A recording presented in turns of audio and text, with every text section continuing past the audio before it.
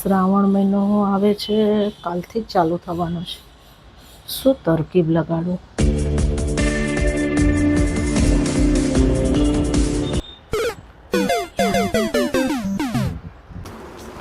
હું શું કહું છું, શ્રાવણ મહિનો શરૂ થાય છે, બધાય આખા ઘરે ધાર્મિક થઈ જવાનું છે, બરોબર?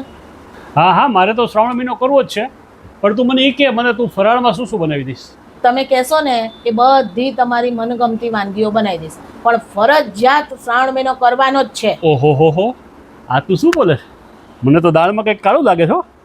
નક્કી કાળું લાગે છે. ઉપવાસમાં દાળ ના ખવાય, એટલે દાળ નહીં બનાવી દો. સારું, તો મને છે ને તું ફરાળમાં છે ને ફરાળી રોટલી, સૂકી ભાજી અને સામાની ખીર બનાવી દેજે બસ. તમને ખબર છે ને ફરાળી લોટ અત્યારે કેટલો ભેળસેળિયો આવે છે, એટલે એ ના ખવાય. હું તમને શ્રાવણ મહિનામાં આવું પાપ નહીં કરવા દઉં. સારું, તો છે ને ફરાળી રોટલીને બદલે છે ને સામાની ખીર બનાવી દેજે બસ. પણ સામાની ખીર એકલી શેમાં ખાશો તમે? સારું, તો રાજગરાની પૂરી હારે બનાવી દેજે બસ. મને ભાવે છે, તને ખબર છે ને. રાજગરાની પૂરીમાં કેટલું તેલ ભરાય, કોલેસ્ટ્રોલ કેટલું આવે, તમને ભાન પડે જ કંઈ? એટલું તેલવાળું ખવાય તમારે? સારું, તો એક કામ કર, રાજગરાની પૂરી કેન્સલ. મને શિંગદાણા અને મસાલા નાખીને ધમધમાટ ટેસ્ટફુલ સામાની ખીચડી બનાવી દેજે બસ. ખીચડીને દહીં ખાઈ લઈશ. સામો ધાનમાં આવે. બા કહેતા હતા કે સામો ઉપવાસમાં ના ખવાય, સામા પાચમે જ ખવાય, અને આમાં સામા પાચમે કે આવશે નહીં, એટલે સામો કેન્સલ. તો સારું, એવું કર, મને શક્કરિયાનું શાક કરી દેજે. શક્કરિયા બાફી દેજે, શક્કરિયા દહીં ખાઈ લઈશ બસ. હાલશે મારે. આ સિઝન કઈ ચાલે છે? અત્યારે શક્કરિયા આવે? અત્યારે શક્કરિયા ન આવે કઈ રીતે તમને બનાવી દઉં શક્કરિયાનું શાક? તો હવે છે ને એક કામ કર, સાબુદાણાની ખીચડી બનાવી દેજે, કાં સાબુદાણાના વડા બનાવી દેજે, અને કાં સાબુદાણાની કાંજી બનાવી દેજે.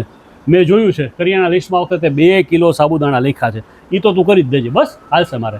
પણ છે ને એ સાબુદાણા પાછા આપવાના છે. સાબુદાણાની તો બધી કેટલી આઈટમો મને આવડે છે, પણ બધી ફેલ ગઈ. બોલો. અરે હવે સાબુદાણા નહીં. હા, તમને ખબર છે ને ઓલો લેખ નહોતો વાંચો? સાબુદાણા બનાવવામાં કેવી પ્રોસેસ થાય છે. આપણે સાબુદાણા ના ખવાય, પાપમાં પડીએ શ્રાવણ મહિનામાં, અને એક પાપ કરવું નથી. તો શ્રાવણ હાલ મહિનામાં એ કેન્સલ કર. હવે હું તને બીજું એક આઈડિયા આપું. તું છે ને મને બટેટાની સૂકી ભાજી કરી દે.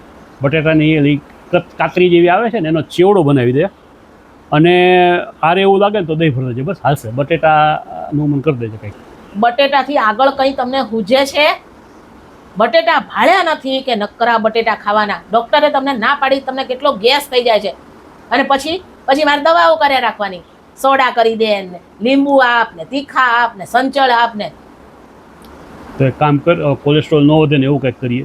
તો મને છે ને ફ્રૂટ ઉપર શ્રાવણ મહિનો કરી હાલ. એમાં તો વાંધો નથી નહીં? એમાં એક શરત છે મારી. હવે એમાં શેની શરત તે રાખી છે? જો આ મહિને તમારે 10,000 રૂપિયા મને વધારે આપવાના પગારમાં. કેમ ભાઈ 10,000 છે ને વધારે મારે તમને આપવાના?